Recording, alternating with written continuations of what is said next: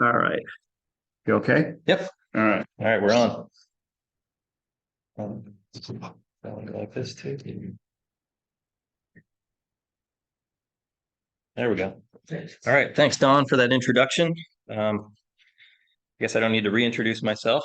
So thank you guys for having me here. I'm flattered that you invited me up here to talk with you. Apparently, I did a good enough job on those site tours that you wanted to hear more from me. So I guess my hope today is that I can share some interesting and hopefully useful information for you all as you try to figure out how to manage your pond watershed that you're so concerned about.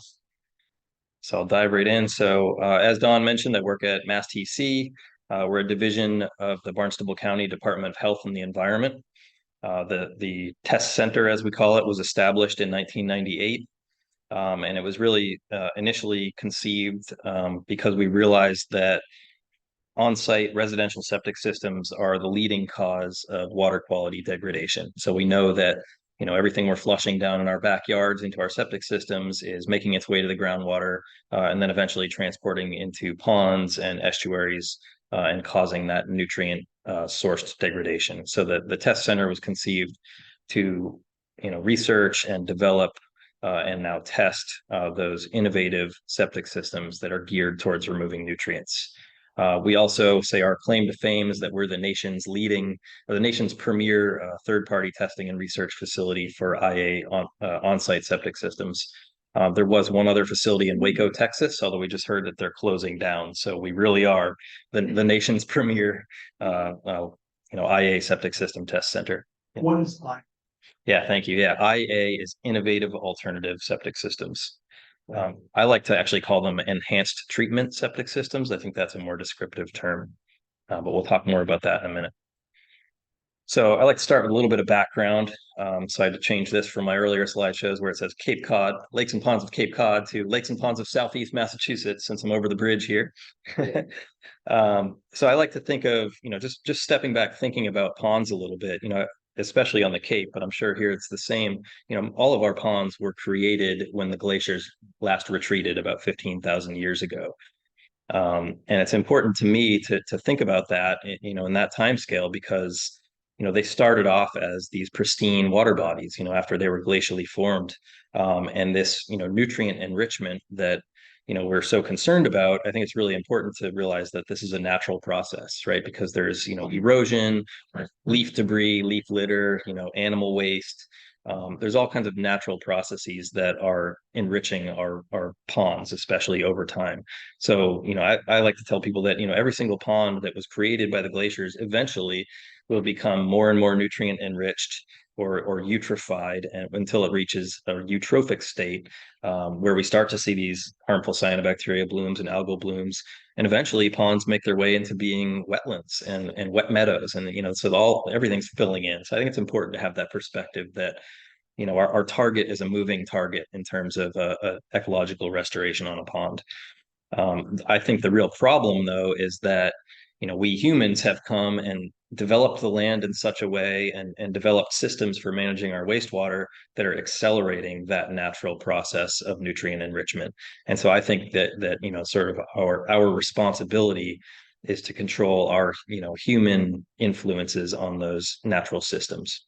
But it's important to keep in mind the background that's happening. So those human influences that are affecting our lakes and ponds are stormwater runoff. So, rainwater running off of impervious surfaces. Atmospheric deposition is one that people don't often think about too much, but it's actually pretty significant. Think about rain. Rain brings down all kinds of stuff from the sky, as well as dust. The air is full of dust all the time. Especially depending on, again, our land management practices, whether we're leaving open soil. I have heard that dust is actually a leading source of phosphorus to water bodies. So phosphorus tends to adsorb to soil particles. And so soil particles are in the air in the form of dust. They're, literally, littering down upon our water surfaces.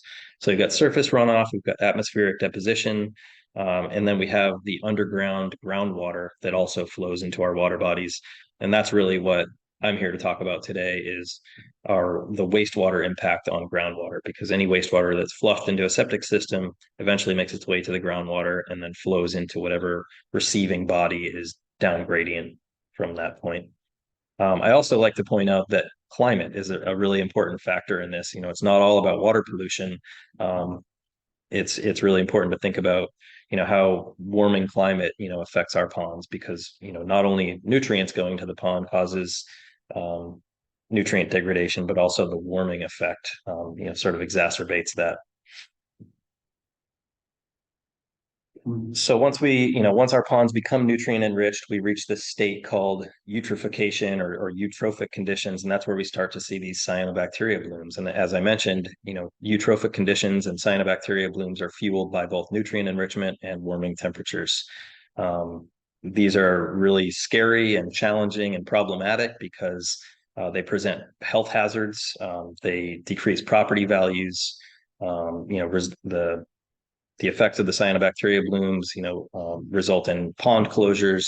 When the cyanobacteria die and degrade in the water, it lowers the oxygen levels in the pond, which degrades habitat. Can cause things like fish kills and things like that. So we really want to avoid these conditions the best that we can. So I'll keep moving on and get to some solutions. Before I can talk about the innovative septic systems, though, I need to lay down the baseline for what a conventional Title V septic system looks like. So my slide here depicts a typical house. So all the water in a house, all the water that's used in a house through the sinks, the toilets, the showers, the clothes washing machine, the dishwasher, all of that stuff leaves a house in one single pipe that is directed into a septic tank. The septic tank does the first bit of treatment in settling. So it allows the heavy things to settle down to the bottom. That's what we call the sludge or the biosolids. And then it allows any floatable things like oils and grease to float to the surface. And that's what we call the scum layer. And then the area in the middle, which is the most clean section of that water, nothing's clean in a septic tank, but the most clarified section of that water is allowed to flow out to the soil absorption system or the leaching field. At that point, all of that wastewater that has flowed through the system is simply allowed to infiltrate through the soil. And that's really where the treatment happens in a conventional septic system. And so basically it's like a sand filtration system that does a really good job of filtering out pathogens, bacteria and viruses, but really doesn't do anything for nutrient removal. Nitrogen is simply converted to a different form, nitrate and nitrite, which is a perfect fertilizer. When it hits the groundwater and flows to a pond or an estuary, that is nutrient enrichment happening. Phosphorus is a little slower in traveling through the ground because it actually attaches to soil particles, but it then releases from soil particles in different conditions. So you get this kind of, attachment and release. So phosphorus tends to move much more slowly through soil than nitrogen does. But it still moves through the soil. Right. We were told that after a certain amount of time, usually 30, 40 years, according to our consultant, that the iron gets saturated with phosphorus. And after that period of time, the phosphorus can travel more quickly through the groundwater into, for example, a pond. Have you heard that also? Yeah, I've heard similar things. I mean, I think, it's really variable depending on what the composition of the soil is, how much iron is there. And it's not only iron. So there's, and again, I'll get into this shortly, but there are different minerals that phosphorus can attach to. And so depending on how much of that you have in the soil underneath your leach field, that would dictate, how soon you reach that phosphorus saturation point. But yeah, that's a good point. So I did, as Don mentioned, I did ask for that, your Herring Ponds watershed report. And I will say I did not read every single word in those 125 pages. It's pretty heavy stuff. But what I did was I fanned through it and looked for the stuff that I wanted to find. So this was kind of like my list that I came up with here, these bullet points. And I'm not going to read all of these because it's too much to get into right now. But I think my main takeaway from the report is that the suggested target so the report was written by S-Mast and TMDL Solutions, and they came up with the suggested target that the whole, basically the phosphorus water column, the total amount of phosphorus in the whole water column of the pond shouldn't exceed 50 kilograms of phosphorus. That's kind of a hard number to grasp, but that's what they came up with in the report. And then in order to meet that threshold for, this is Great Herring Pond, They suggested that we would need to stop phosphorus inputs from 128 to 178 homes in the Little Herring Pond watershed and about 60 to 70 homes in the Great Herring Pond watershed. So the writers of this report, did a lot of research, looked at all the phosphorus inputs, and determined that it was, this group of homes that really needed to be addressed to solve this problem. So after defining what the problem is, they came up with some suggestions, and maybe I'll go through this a little more quickly since Don already kind of went through this. But they recommended that sewering is the long-term management goal. So by sewering homes, you can basically get rid of all those on-site septic systems in people's backyards and just put all the wastewater from those homes into a big pipe, send it to a central treatment plant somewhere out of this area where it would then be treated to remove nutrients and then discharged back to the groundwater usually. So that's a very common goal or common method, a conventional method of wastewater treatment. The other options they suggested were an in-stream permeable reactive barrier, or a PRB, which Don told us you guys are actively looking into right now. They said in the report that IA septic systems, or the innovative septic systems that I'm here to talk about, are considered less efficient than sewering, and that the number of installations would be restricted due to piloting category. I think it's correct, but I would also maybe debate that a little bit. The word efficient catches me a little bit. I tend to think of sewering as highly energy intensive and highly resource intensive. Could you go into that a little bit? Because I remember on our tour that you talked to us about that. Yeah. That was something that I'd never heard before about sewer. Yeah, I think from the perspective of the report writers, and again, I don't mean to put words in people's mouths, but my take on this was that, by grouping a whole bunch of homes together and treating all that water at once, I think that's what they're meaning by efficient. It would certainly be easier to do it in that way in some aspects. But like I mentioned earlier, we're not just looking at nutrients here to fix our ponds. We also need to look at energy usage and climate change. And so if we are doing a really good job of removing all the nutrients through sewering, but in the meantime, we're burning a whole bunch more energy to do that, that to me is not efficient. And so I think thinking about the energy usage per unit of nutrient removed is a really important topic. And it's not something I know everything about, but it's something that's on my radar and I think should be on all of our radars as we look into these solutions. Because, for example, where I live in Cotuit in the town of Barnstable. I'm 25 miles from the central treatment plant. So the plan in Barnstable is to take the sewage from my house and everyone else in my neighborhood and pump it 25 miles for treatment. And I don't understand how that is necessarily an efficient practice. But that's something to look into. It's a hugely expensive. You boil it down to how much nutrient you remove per dollar spent.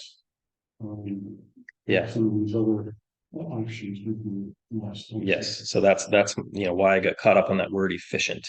So I think that's a thing to consider. And then in terms of, I won't get into too much more detail on that. Excuse me, they Don. also suggest Don, we can't see your slides. they're not seeing our slides. They're not moving. We only see we're still on slide 1.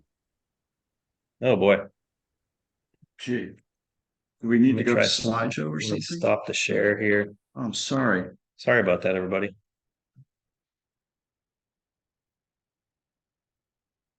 Let's see. Let's try this one. Maybe put on slideshow first and then share. How's that? Can you guys see that? Yes, Should say Herring Ponds Watershed Report Suggested Plans. it does. Yes, Okay. we'll let you know if Okay. it doesn't go anywhere.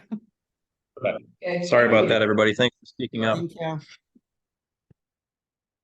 Okay, so the other suggested plan was considering wetland restoration in the Carter's River to slow down the flow. So that's sort of a more natural method than the PRB, and that sounds reasonable to me.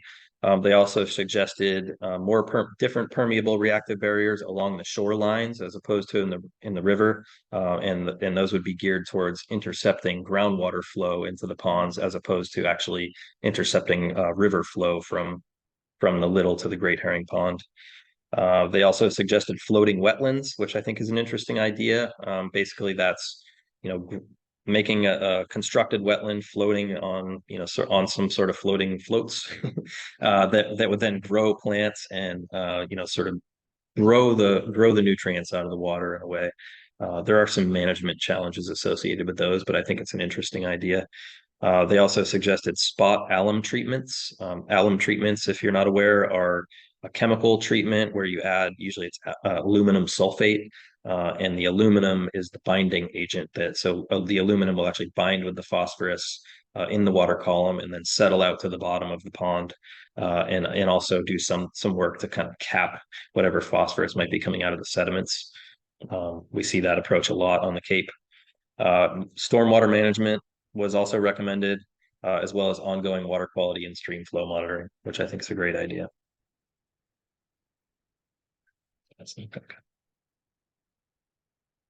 There we go. So in addition to those suggested in the report, I came up with my own kind of additional management ideas, which does include IA enhanced treatment septic systems. I guess I'm maybe a little, a little inside connection there, but I do think they have a lot of promise. I've seen a lot of really promising data coming out of the research that we're doing. Ecological sanitation practices is another one, and I'll describe that when I get further into the slideshow, but it's kind of a different approach where we can sort of avoid polluting the water in the first place rather than trying to clean it up after it's been polluted. Biochar deployment in the streams and ponds is another one that I've heard people talking about.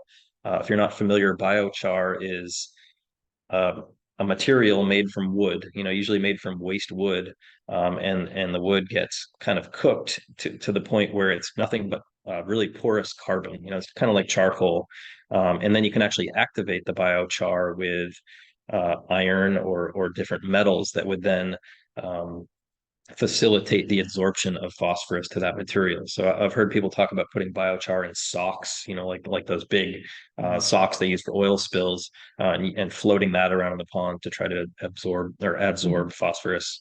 And that may be something to consider in the stream. In the stream PRB, it could be a biochar based filter. Or in a shell. I'm honestly not sure. I haven't seen it done. I've just heard it talked about at this phase. Yeah, I think you'd try to get it wherever the phosphorus is in the highest concentration, I guess. Those haven't done Yeah. pilot work. Yeah. The other one that I really like is shoreline management, and I threw in undevelopment. You can tell how much of an extremist I am, but I think that if there are extra areas of pavement that aren't used or uninhabited buildings or any opportunities to restore the natural environment would definitely go a long way in better nutrient management. Return vegetative buffers. Yeah, yep, and restoring vegetated buffers. So having the pond be as natural as possible around the shorelines can go a long way in terms of filtering stormwater runoff. And then reduced fossil fuel usage. I think again, it's another one of my crazy ideas. But if we're warming up the whole climate, it's warming up our ponds and causing algal blooms. We need to think more about what can we do to reduce our energy usage. We got to play the long game here because it's not going to be a short solution for any of this. And then in addition, the report suggested in-pond monitoring and stream monitoring, but I would add groundwater monitoring is not a bad idea, because that is, our leading source of nutrients coming into the pond, or so we believe. So I know there's a pond group on the Cape that has just started a groundwater monitoring project. So you drive wells actually, and they've the project I'm working on is with the Brewster Ponds Coalition on Cape Cod. And we're actually doing the well sampling, but we have installed 5 groundwater wells just down gradient of septic systems, and at different distances from those septic systems. So we're aiming to try to measure exactly how much nutrient is coming out of those septic systems and how far it's making it towards the pond and at what concentrations.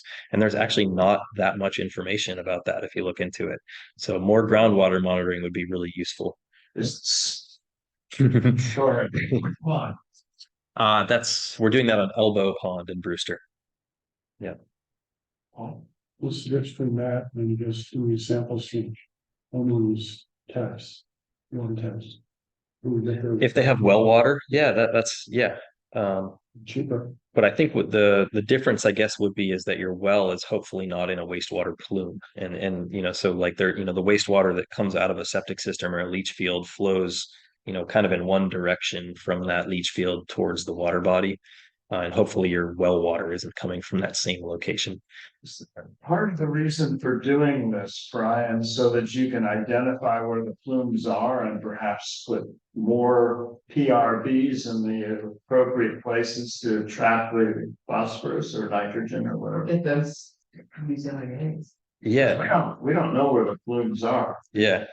Well, I think it's just exploratory at this point. I don't know if there's an end game in place. I think the idea is just to really document, how much nutrient is moving from those septic systems and how quickly and at what concentrations. The phosphorus, tracking phosphorus through the ground is tricky from what I've heard. Nitrogen moves readily, but phosphorus, like I mentioned, kind of sticks and breaks loose and sticks and breaks loose. So I think it's going to be some really interesting information coming out of that.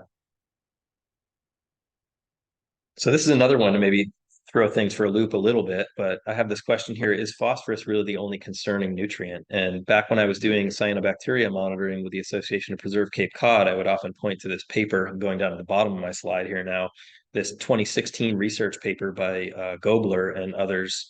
And the title of the paper is The Dual Role of Nitrogen Supply in Controlling the Growth and Toxicity of Cyanobacteria Blooms. So this paper did some research and found that nitrogen is actually, could actually be contributing to increase in toxins in cyanobacteria blooms. So phosphorus may not be our only enemy here in terms of pond water quality. And then more recently, actually just this week, published in the Falmouth Enterprise, there was a newspaper article that was the title was Phosphorus and Nitrogen Together Are Impacting Freshwater Ponds in Falmouth.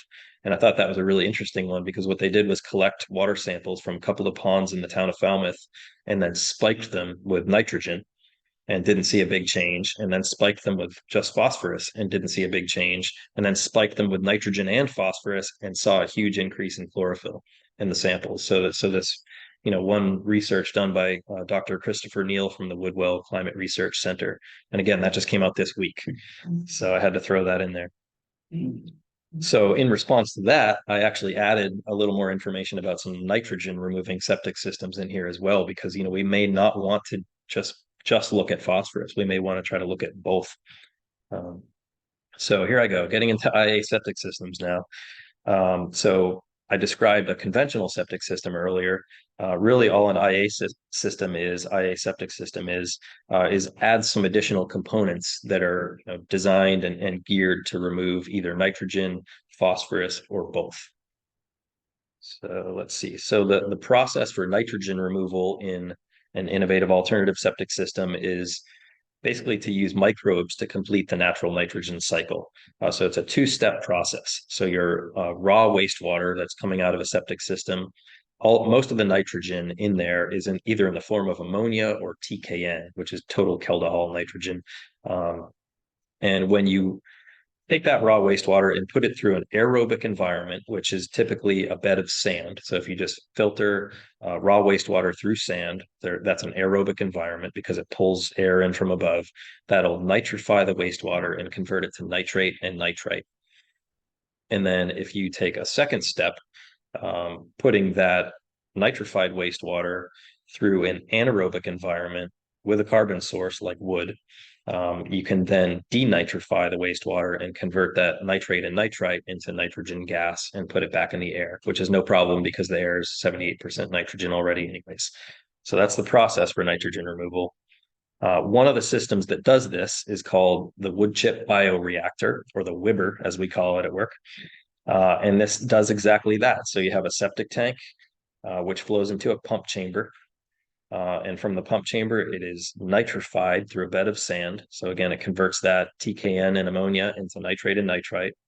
And then from there, it flows into basically another septic tank that's just full of wood chips and completely saturated underwater. And that creates that low oxygen, anaerobic environment, and the wood chips provide that carbon source. So all we're really doing is like creating the right environments for the right microbes to do the work. And the system does about 80 to 90% nitrogen removal, very passive, just by flowing through sand and then flowing through wood chips saturated in water. We can remove 80 to 90% of the nitrogen. And the graph below is actual data from the wood chip bioreactor at the test center. You can see roughly our rough influent nitrogen is in the 40 to 50 milligram per liter range, and our effluent nitrogen is in the 10 milligram per liter range. And that's typically the target for IA septic systems, is around 10 milligrams per liter. If you're doing that, you're doing pretty good. That's what you've got in Barnstable as a pilot program. Yes, so we have one of these at the test center. We have one of these in the Shubal Pond watershed in Barnstable. And actually today at work, we just started building a new one at work that we're adding some more opportunities to play around and tweak.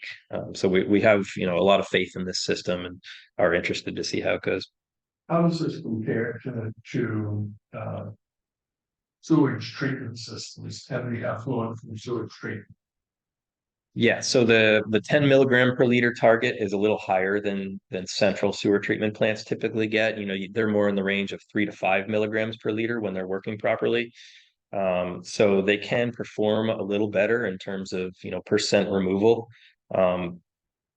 I don't want to sound like a completely anti-sewer guy, but but my concerns or my hesitations again about sewer is I do know of multiple plants that aren't achieving their target goals, and so I think it's important to consider that when you have your whole watershed all going to this one plant, and then if the plant's not working properly, then all of those homes are out of compliance. Whereas if you have individual systems and individual homes, some might not be working as well, but others might be working well. So it's I don't know, it's a challenging one to figure out. I've actually got this in the back of my mind after talking with you about the sewering drawbacks as something that we might even get quicker here. And what needs to be done is to figure out what the cost per house is, and if it's comparable to sewering, then you got something.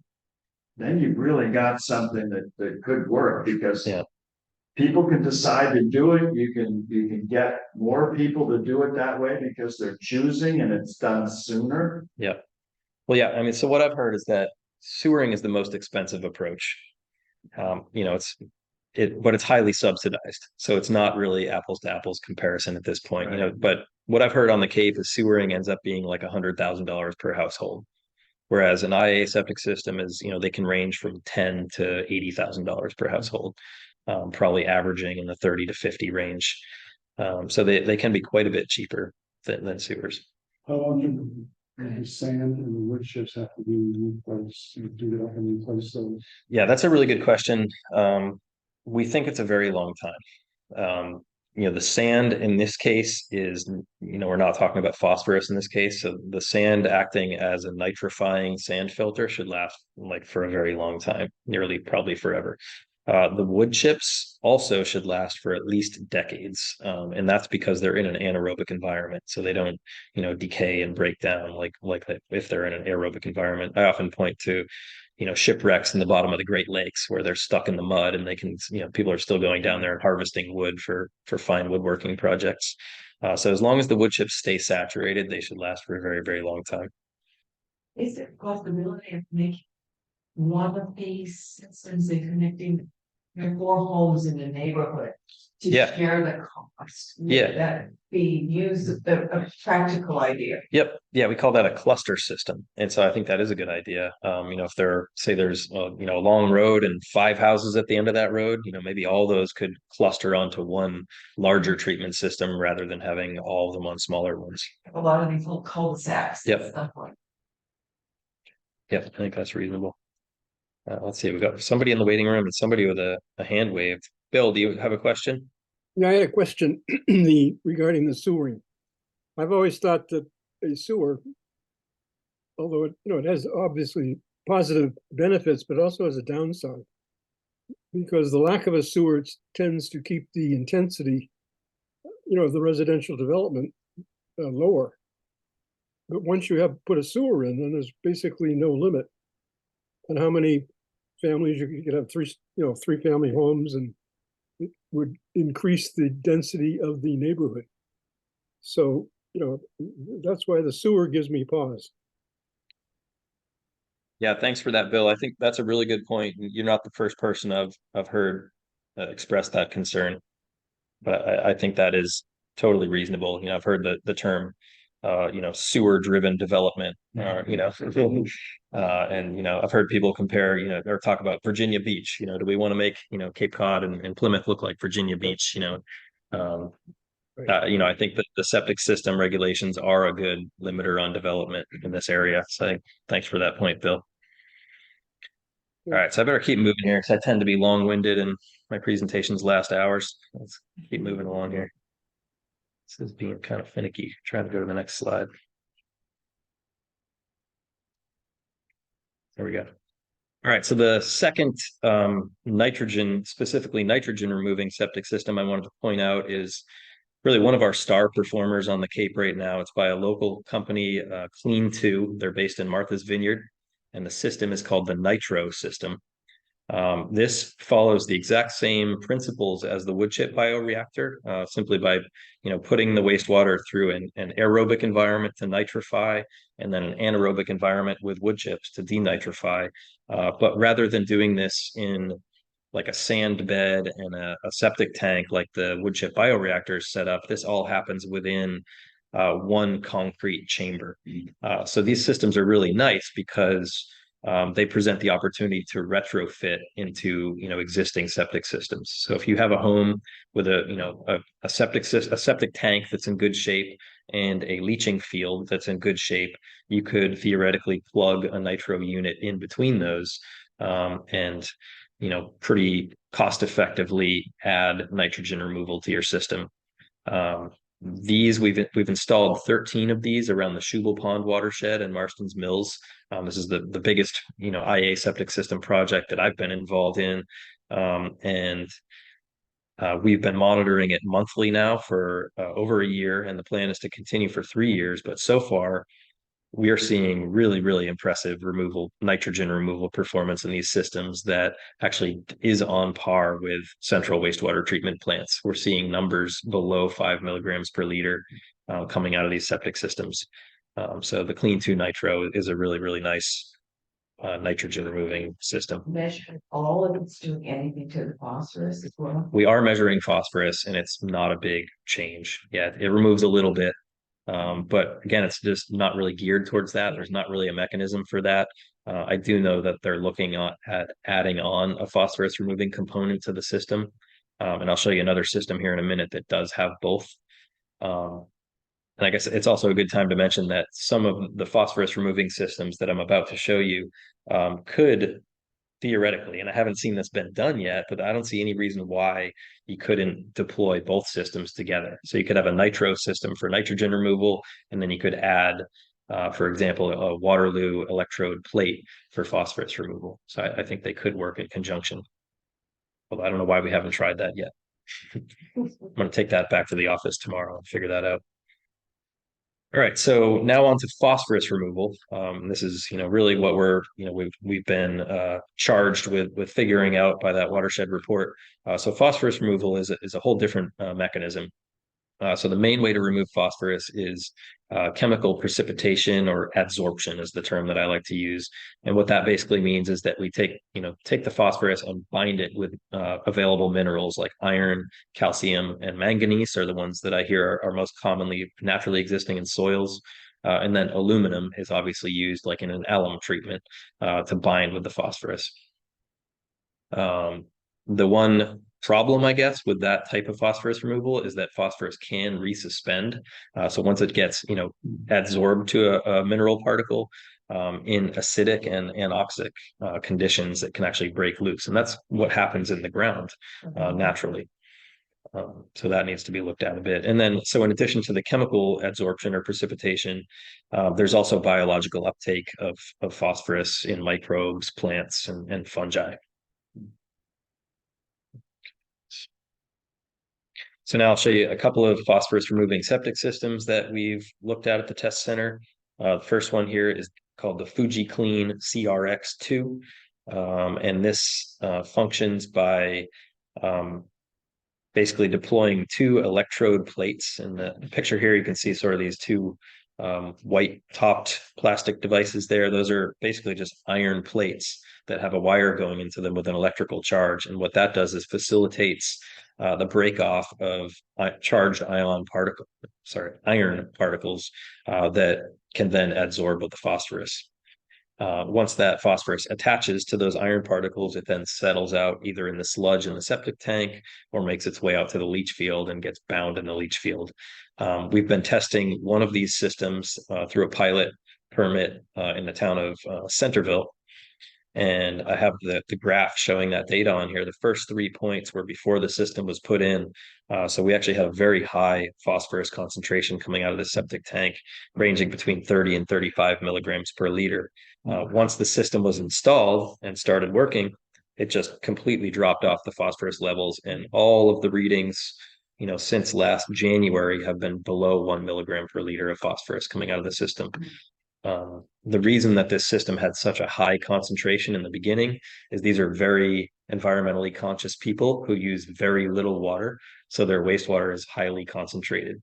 Like they use something like 50 gallons of water per day for 2 people in the house, which is about half of typical, I think, water usage. So it's an interesting case study. It's not typical that it's so high, but it's very impressive to see how well the system is removing phosphorus. Have you tried spiking it with some of the things that might get it to release to see how it would respond, how easy it would? Hey, we haven't in this case because this is installed at someone's home, but if that's something we can do at the test center, is play around with that. And we have been kind of indirectly messing around with changing the acidity, adding alkalinity. And we are finding breakthrough when things get more into the acidic side of the pH scale. How far? You have to, how Like more acidic? 6, like 6, so not that much. Yeah. Oops, sorry. But very impressive system, and this one also does nitrogen removal. So it's actually showing really good phosphorus and nitrogen removing performance. The same iron plates remove. So the iron plates remove the phosphorus, but this system also has air. You can actually kind of see bubbles in this area. So it has an aeration system in it. So it aerates to nitrify, and then it goes through a zone of low oxygen to denitrify. And the carbon source is actually the wastewater itself. And it does that by recirculating. So it has a recirculation going on. Were these the large tanks above surface? There was one at the test center. Yeah. Yeah, the fiberglass. Yeah. So the whole thing is all contained in one fiberglass unit manufactured by Fuji Clean. And I believe we're going to pilot one more of these. I think it's going in the town of Eastham, which has been permitted. So it's an interesting system to keep an eye on. That's it, Bryan. Usually so it's the local board of health and the state department of environmental protection. Do you have any idea how long it will work until you need to replace the iron plates or? So they recommend like roughly 1 year interval to replace those plates, although this system has been in longer than that now and it's still working great. So I think it's kind of as needed, but it is a regular maintenance interval to replace those plates because they're sacrificial. They're breaking apart, they're rusting, intentionally rusting. Yeah. If you told us on tour that the place cost around $1,500. That was for the next system I'm going to show you, or 2 systems ahead. I'm not actually sure because we haven't replaced these ones yet. So I haven't heard the price on that replacement at this point. One of the other ones is about $1,000 to replace the plates.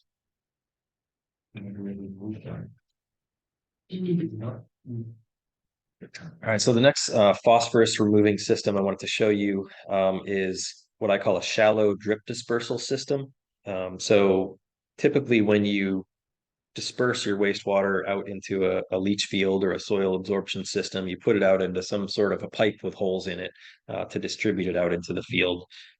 This system uses kind of a fancy type of pipe. It's actually really small, like 3/4 inch diameter, tubing. It's drip tubing, basically irrigation tubing, that has emitters, small holes in it about every 16 inches or so. So they're pretty spaced out. But the fancy thing about it is that the whole system has to pressurize to equal pressure before the emitters open, and then they all kind of open at the same time. So you get really even distribution of your wastewater out into your field, which is important because then you're actually using that whole area for treatment, as opposed to the sort of conventional pipe with holes in it. You're going to have a lot more water leaking out sort of in the beginning, and then those are going to clog, and then it's going to move down. So you don't have that even distribution.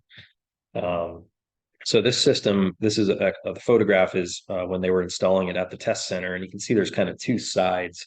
There's a left and right to the system, and each one is lined with an impervious liner, and that's so we can capture the water that percolates down beneath this. And the difference between the two sides is that one side is just on like a conventional septic Title V sand, we call it, just really clean sand with no organics in it. And the left side it's on top of sand initially, but below that is a layer of organic loam. So we're comparing the treatment effect of plain old clean sand with a more organic, nutrient rich, probably more minerally diverse soil, and the data is really impressive. So the graph beneath the upper yellow line shows the influent. This is phosphorus we're looking at, so it shows the influent phosphorus concentration. We'll call the average 6. And then the blue line is the phosphorus effluent in the sand side. So we'll call that maybe 2.5 or so. And then the red line on the bottom is the side with loam underneath it. And it's like 0, because there's very, very little phosphorus coming out simply by putting the wastewater on top of organic soil. So this is one of the microbes, and I think it's more, there might be more iron and manganese and calcium in that soil, but it could be microbes. We don't know exactly what it is, but okay, yeah. Yeah. So this system is actually approved for general use. This isn't really that innovative of a system. It's just a different type of leach field setup. What is innovative about it, though, is putting that organic soil underneath it. And so we actually installed a pilot one of these in the town of Yarmouth. And rather than ditching it down as deep as they usually do, we had them install it very shallow in the soil profile. So we were catching some more of that organic soil layer. And we installed some suction lysimeters, which are sampling devices underneath that system, and are finding very low phosphorus beneath this leach field. So it seems to work. It's all just about harnessing the natural processes, like thinking back, tens of thousands of years, all animals, including humans, went to the bathroom on the surface of the ground, or maybe in a shallow hole, right? And that was okay because it was, putting it in that diverse soil type, and that was probably doing a much better job of treating it. Right, spread out. Right. I mean, this is in times of far smaller populations, right? That was okay. But now our current regulations are really geared towards keeping us safe from pathogens and getting that wastewater away from us as quickly as possible. And in doing so, we've basically developed groundwater injection systems, to kind of inject the nutrients below any of the soil layers where there might be an opportunity for treatment. So I think this is a really important, piece of information here to keep in mind. It's gonna be cheaper, so. Yeah. Had to replace the loam if you ever have to. Yeah, these can be installed. Like I said, it can actually be installed with a ditch witch, is the tool they call it, which just kind of drags them into the ground. So you didn't even have to excavate a whole big area like you would with a conventional leach field. Yes. Yes. Yes. Yeah. I was telling people today at work, actually, they were filming a documentary at work, and I was showing them this system, and they were amazed to hear that I had to mow the lawn two to 3 times per week during the summertime over this system, because it just grows like crazy. It's really, really, it's getting the water and the nutrients out of the wastewater. All right, so this is the next phosphorus removing system. This one's called the Waterloo ECP. This is another electrode plate type system. Works really just like that FujiClean system that I showed, except that it doesn't come with the whole tank. This is actually just the iron electrode plate system. This gets basically suspended into a septic tank. and then plugged into a control panel on the side of the house. And again, facilitates that, release of iron ions that the phosphorus can absorb to and settle out again in the septic tank sludge or in the leach field. We have one of these in Brewster, did really well for a while, but you can see that the levels go down and then the levels come back up a bit, and that's because the plates needed to be replaced. And there was a bit of a lag time in getting the plates replaced. So I actually, beyond the data in this graph, have replaced the plates, and so we'll be really interested to see how the system responds again after that. This manufacturer recommends replacing the plates every 1 to 3 years, and that's about $1,000 for those plates, is my understanding. But you don't have to, you just suspend them in your existing tank. Yeah. So it's a lot less of a commitment in terms of installing, large components. It's a much smaller component and much less expensive initial installation. And the electricity is an expense. It's not a large amount of electricity. Yeah. Like, if it's in a pump up tank, you've got a pump there that's already electrified. I don't know. So you don't have to get electricity out Oh, of the to the- septic system. System, you already have it. And it's already in a pump up tank. Yep. All right. So it's challenging to figure out how to select a system and fund a system and maintain and monitor. So we're trying to come up with solutions to help homeowners through the process. And so the most important, I think, step that we've initiated is developing what we're calling the responsible management entity, or an RME. And that's exactly what that is. So this is a program that we're developing and working with towns across the Cape throughout Barnstable County to deploy and initiate. And really the goal is just to support homeowners through the whole process. So I think this is really important and something to keep an eye on. There's a link to this on our website if you want to learn more about it. Consider moving to Plymouth County. It's hard to find cheap housing around here. Yeah. I'm not moving from where I am.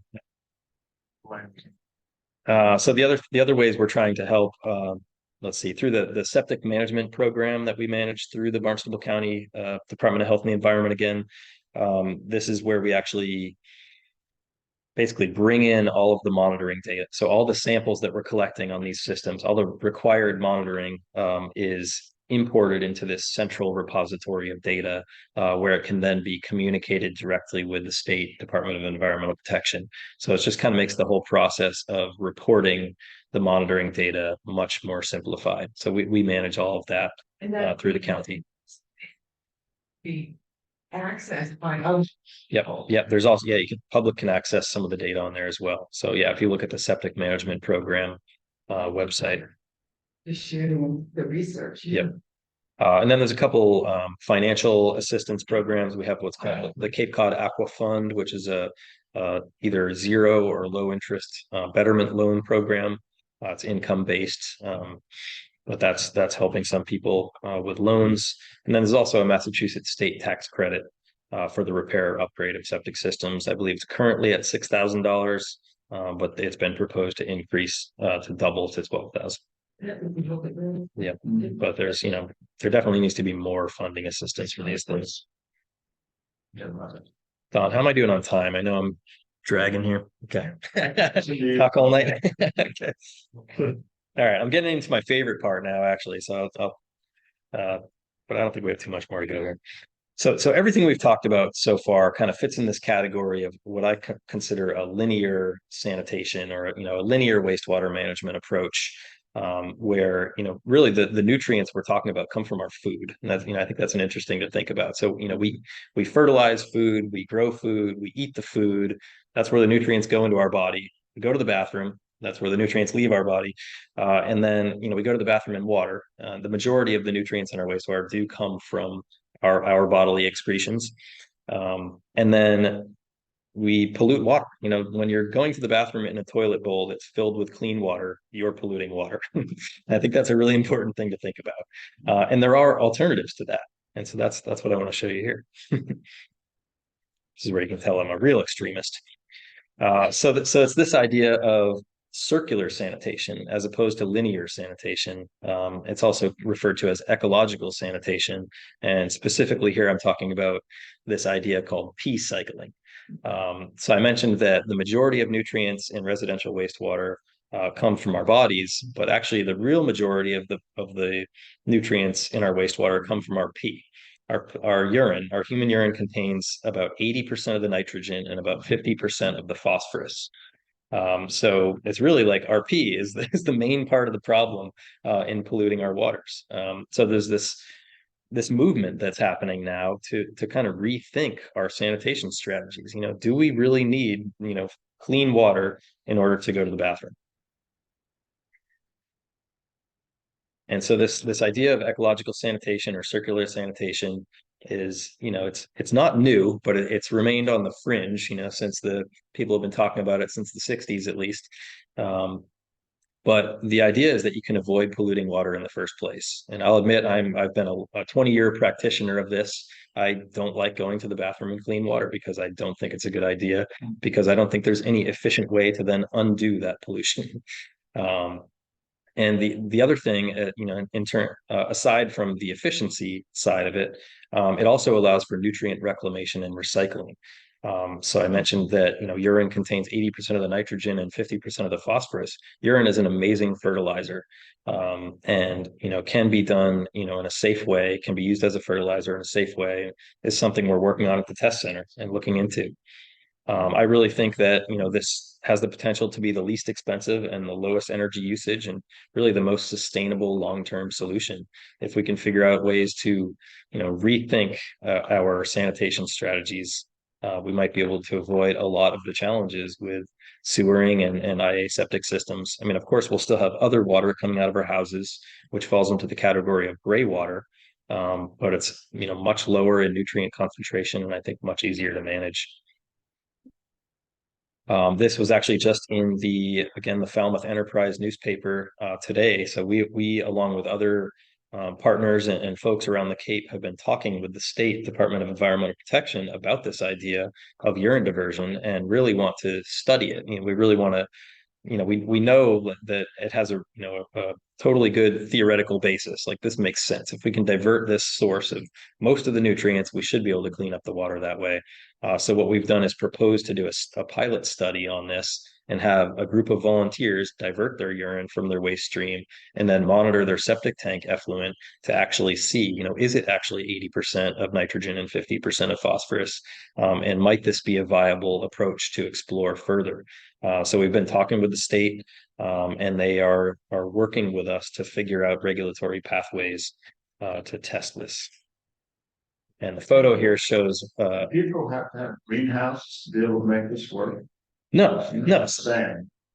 Yeah, no. I mean, yeah, you have to use the fertilizer somewhere, right? So there's all different ideas. And actually, let me get to the next slide here. Or, a couple more slides. So this slide, I guess, kind of justifies why this makes sense. This shows. This is from the Rich Earth Institute, which is a nonprofit organization in Brattleboro, Vermont. Has been doing this for about 10 years. Yeah. It's a whole new meeting to REI. Yeah. Yeah. Rich Earth Institute. Yeah. REI. Yep. Yeah. So they've been collecting urine and pasteurizing it for pathogen reduction and actually selling it to some farmers at this point.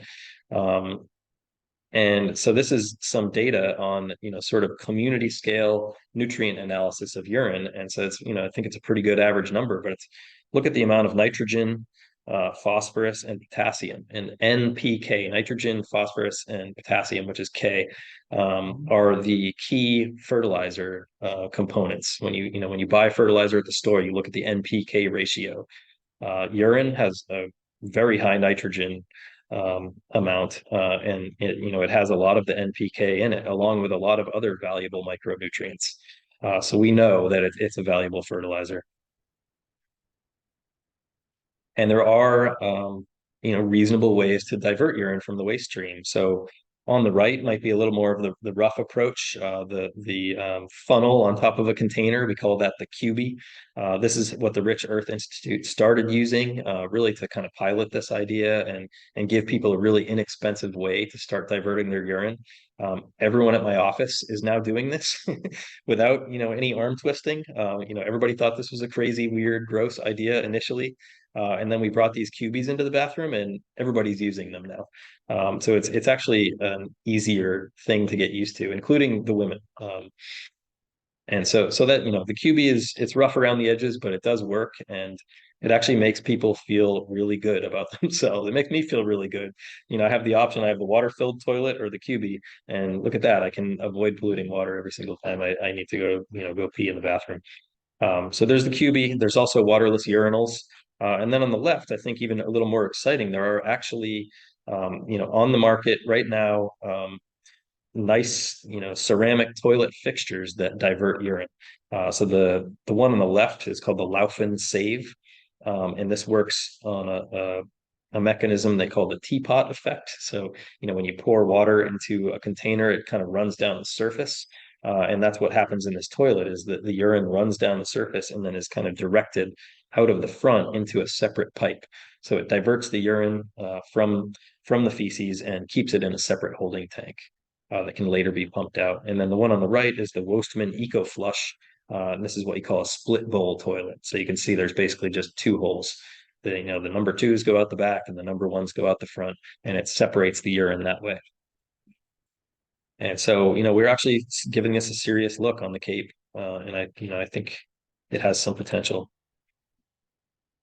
So here's kind of the whole process. So the idea is that we could collect urine, on the community scale, and anybody that wants to be involved, however they want to do it. We would then need to transport that safely.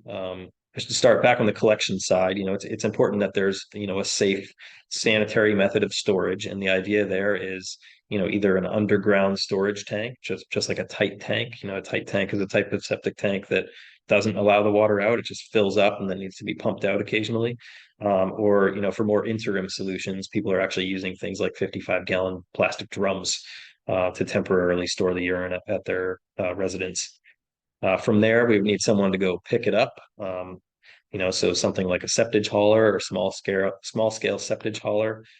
At the test center, we are looking at fulfilling that role for the pilot study. So we would come up with a pump rig that can go in the back of a truck and go around and collect the stored urine from people's homes. Then it would go back to a central treatment facility where it would be pasteurized. And we've actually ordered a urine pasteurizer from the Rich Earth Institute. I'd expect to be receiving it on site at the test center pretty soon. So all that does is heat it up to a certain temperature for a certain amount of time and kills off any pathogens. And then from there, it could be viewed as a safe liquid fertilizer with a bunch of nitrogen, phosphorus, and potassium in it. So that's sort of the whole vision for pea cycling. And so we could, gain fertilizer products, offset energy, energy usage in, synthetically making fertilizers or mining fertilizers in the case of phosphorus, and protect our water quality all at the same time. So it's too good to ignore. So we're giving it a good look. And it's not just us talking about this. This is just a couple clippings from fairly recent newspaper articles. But the New York Times has talked about it. The Boston Globe is talking about it. Nature magazine. It's happening all over the country and all over the world. People are realizing this makes sense and are giving it a try. Then the other thing that falls under the umbrella of ecological sanitation are what I call eco toilets. So not just urine diversion, but the feces can also be captured and managed in a different way, using things like composting toilets or incinerating toilets are the two that I've heard people talking about a lot. These use little to no water. There are some that use a small bit of water, but it really depends on the setup and whether there needs to be any horizontal runs. But for the most part, I'll just go right to the next one here. The Phoenix system, I think, is one of the most popular composting toilet setups. This particular one is somebody that I know in my hometown of Katuitt, and they have have a very nice waterfront home. This isn't some shack in the woods. This is a very large home actually on the bay in Katuitt, and they have their two toilets in their homes are these Phoenix composting toilets, and they find it to be a very nice experience. It's odorless, it's hygienic, and it doesn't pollute any water. So all of their poop and pee goes into a chamber in their basement. which looks like this blue picture in the middle here. This is actually approved currently for general use in the state of Massachusetts. The main restriction is that you have to have a 2-year holding capacity in your storage tank. So this thing can hold everything from that household for 2 years. And after it's been in this tank for that amount of time, what you shovel out of the bottom here is perfectly good, perfectly safe soil that has been, composted over that period of time. So yes, yeah. So no, now typically a basement is, above freezing, I think. But yeah, no, I mean, I don't think that would be an issue. I mean, because it's yeah, that's a good question. I haven't heard that issue, freezing, but I think you'd have a lot of other issues, of pipes freezing in your house and stuff like that if it were that cold.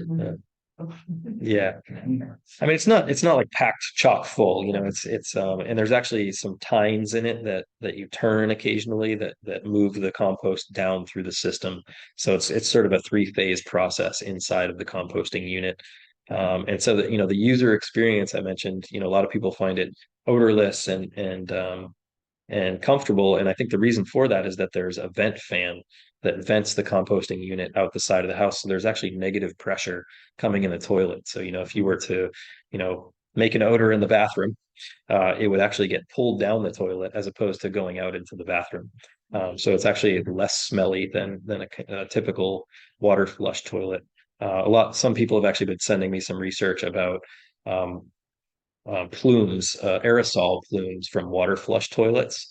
And it's actually a worthy consideration that, when you flush a toilet, especially the really powerful ones at, like commercial facilities, it actually sends quite a bit of aerosolized particles, which, makes you think about your toothbrush sitting on the counter and things like that. So, yeah. Yeah, so I mean, I think waterless toilets are something really worthy of consideration, and maybe not too far out in left field. And there's a video. I'm not going to show you the video right now, but I just wanted to point it out. It's called "How Composting Toilets Could Save Cape Cod." It's developed by Undercurrent Productions and highlights that home that I showed, as well as one other home that both have these composting toilets in their houses, and interviews the homeowners, and they explain the whole experience. So I think that's a worthy video to look at. And then I think we're on my last slide here. So I just wanted to point out that our in-home behaviors can really make a difference. And my personal data to back that up is I've been sampling septic systems all over the Cape for the past 3 years, and the concentration of nutrients in those septic tanks is extremely variable.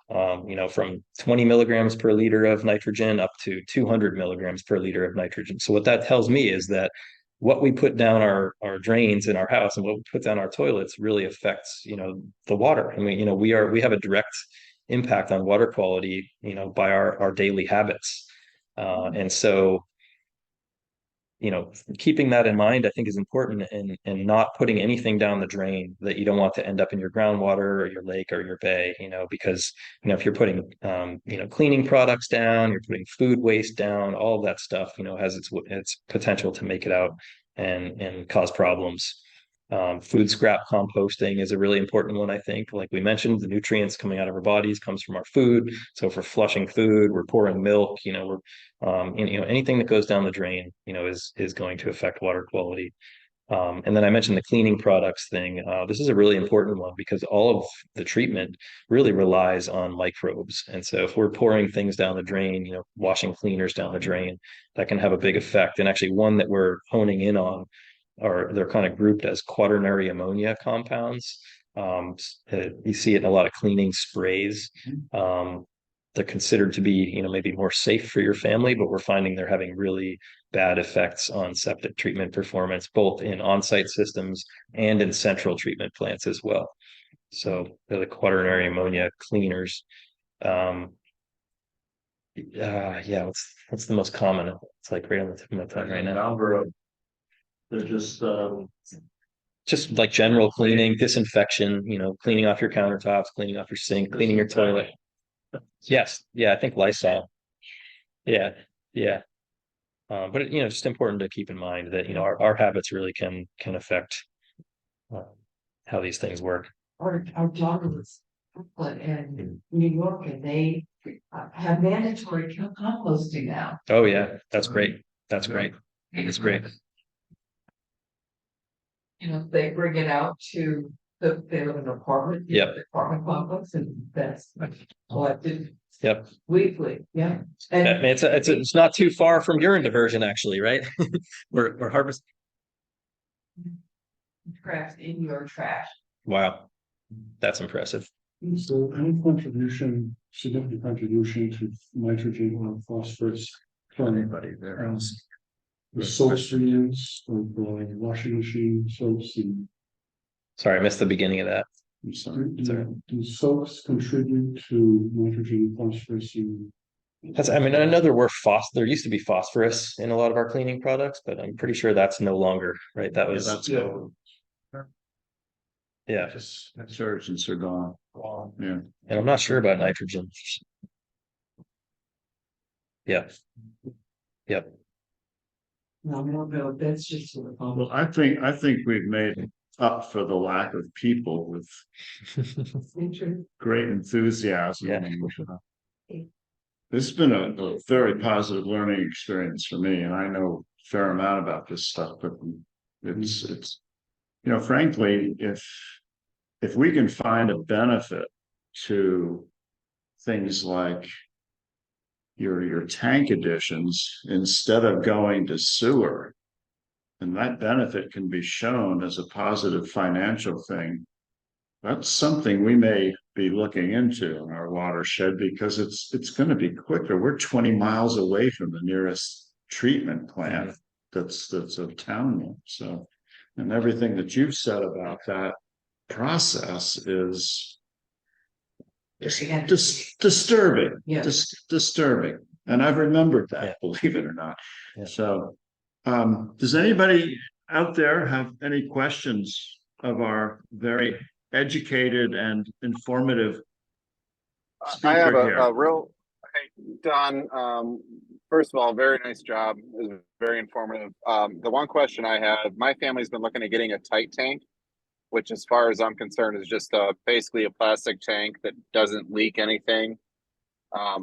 Can you kind of weigh in on that? Is that a smart method for maybe a summer cottage or somewhere that doesn't get used as much?